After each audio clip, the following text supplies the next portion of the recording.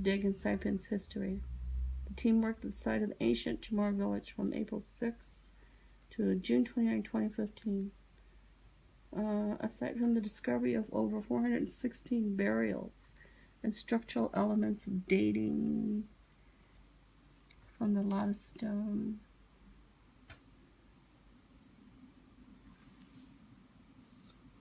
a large bowl, particularly piqued their curiosity, led archaeologists. It's a pretty rare find. Was one who found the large 600 years old. When Chamorros began using lattice stones as pillars for their dwellings and other structures at a time much earlier than the Ferdinand Magellan-led Spanish expedition reached the Marianas shores in 1521. He speculated that burial in a bowl could be clan-based status or other possibilities, such as a unique ritual. Dega said he was uncertain if the two burials represented a single event. One thing is clear, there is no evidence of any warfare or hostility in this ancient village based on artifacts and skeletal study. The team's work is one of the latest contributions to the corpus of knowledge about the history of the islands. Their work also lends credence to theories regarding the early settlements on the islands. Your turn. Let's see. At a recent public forum in Saipan, Dega said several DNA samples taken from the ancient remains showed parable affiliation with islands Southeast Asia. He said the theory was based on a very small sample and more work is being processed at present. He further revealed that very tentatively, the DNA taken from the burials neither correspond to oceanic nor ISCAB4 haplogroups. These appear to be the Chamorros from Southeast Asia. Again, the sample is very small, and these are just theories until more data is processed. It remains unclear if there was one singular migration that brought the ancient Chamorros to the islands. There are recent arguments about two migrations, one initial, one at 1500 BC and another at AD 1000. When the Ladi period starts, some argue that AD 1000 migrations brought in Ladi stone culture and rice. I don't think so. I think the Ladi culture may have been an indigenous development, and rice could have already been there by 1500 BC. After AD 1000, the Pacific was like soup with a lot of different ingredients, people sailing around. The burials found at the Garapan site showed a clan-based burial practice, according to Dego.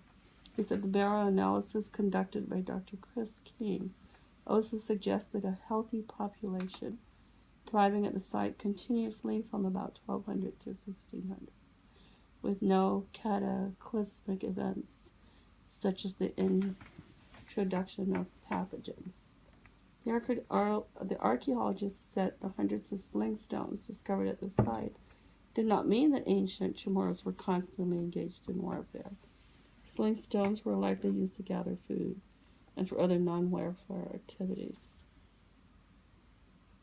As promising as the prospects were for the study of ancient Chamorro settlements, the study conducted by SCS led by Dr. Dega yielded no evidence to support the establishment of Spanish colonial village at the site.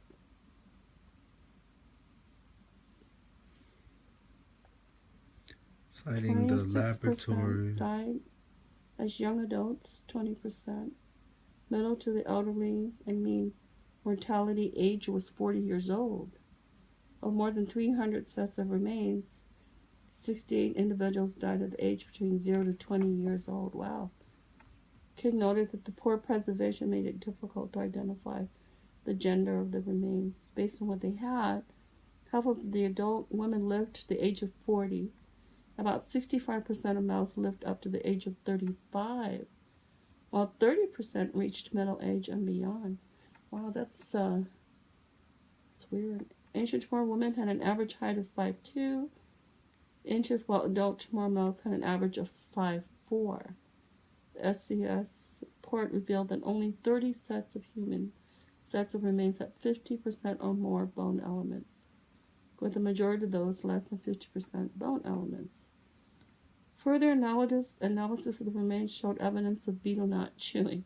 The teeth showed dental stains from betel nut. The study found that 32% of the individuals had stain on their teeth as a result of this cultural practice. More males than females chewed betel nut at the age of, with a ratio of 3.1, with no individual under 20 years of age having stained teeth. The discovery of shells, fish vertebrae, bird bones, turtle bones, and mammal bones speak volumes of the ancient Chamorro diet. SCS found pottery that suggests that Chamorros cooked starchy foods. Lusam, a traditional mortar and pestle used for pounding starches, was also found at the archaeological site. Preliminary data from the isotope studies conducted at Idaho State University by Dr. John Dudgeon showed that the population on this site not only relied on marine sources, but depended also on terrestrial carbohydrates for sustenance, including breadfruit, rice, taro, coconut, and yam. The team also discovered the ancient Chamorros' tooth art practices, making incisions on their teeth. These occurred in a small sample of the analyzed teeth, yet provided perhaps a window into social status. The remains showed an intricate design of dental modification with vertical and diagonal incisions, as well as some bearing crossed hatch marks. An Oxford study of the remains of Viking warriors found in Dorset in the United Kingdom could not determine the function of this similar practice. But dental modification is not entirely rare during prehistory throughout the world. The developer, Best Sunshine, has been very vocal about its intent to give the public a voice, allowing them to participate in the decision-making as to what to do with the remains of their ancestors and their belongings. They have followed through with multiple community meetings, listening to the wants of the local community. The issue of archaeological digging at an ancient Chamorro burial ground has stirred the emotions of the indigenous people, but the developer has explained in several public forums that the excavations were appropriately conducted. Indigenous rituals were conducted prior to the commencement of the data recovery project. The HPO was consulted throughout, and now the public can help decide where the burials are to be reinterred. Well, that's also the law, though. Yeah. It's called NAGPRA, so they don't have a choice. Yeah. Native American Graves and Repatriation Act, mandates that you have to do that when people discover indigenous remains in the United States. So, and that's to preserve the. Well, it's because people throughout history, they stole our bones and then they would sell them. Oh, okay. To private and to science, and they treated us basically like animals. Yeah. If you find that's why the laws changed, because so many tribes and native groups, lobbied the government to do what was right, so that the people whose ancestors are should decide what to do.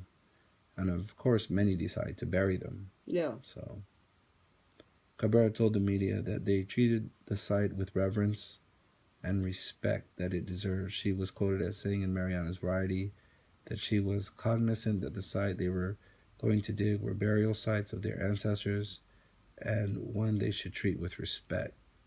I'm very excited brushing off the bones, but at the same time, I am apologizing. The Mariana's Variety story quoted her as saying, Cabrera excavated her first burial there and called it beautiful. Best Sunshine spent almost $1 million for the digs, inclusive of many auxiliary machine operators, trucks, ground clearance teams, and UXO teams. It also rented a temperature controlled storage at Lower Base in Garapan, where the artifacts and remains are being temporarily curated. The archaeological team, BS, and the community would also like to see the artifacts shared with the public, and at present, designs are being made for display cases and panel boards explaining the site. These would be placed in the hotel or on the grounds of the hotel. We hope to have many of the unique and well preserved examples of stone tools, pottery, beads put on display in the hotel. The rest will go to the CNMI Museum for curation and storage, Dega said. The work isn't over. The study is still ongoing endeavor as these results were very preliminary. SES has submitted additional samples to Dudgeon for more DNA molecular bioarchaeology studies, which is a daunting task due to poor preservation, as well as more radiocarbon samples to date the site. You should take a picture of The Post.com, the Guam Daily Post, that's tight. There should be a photo. Did you take a photo of the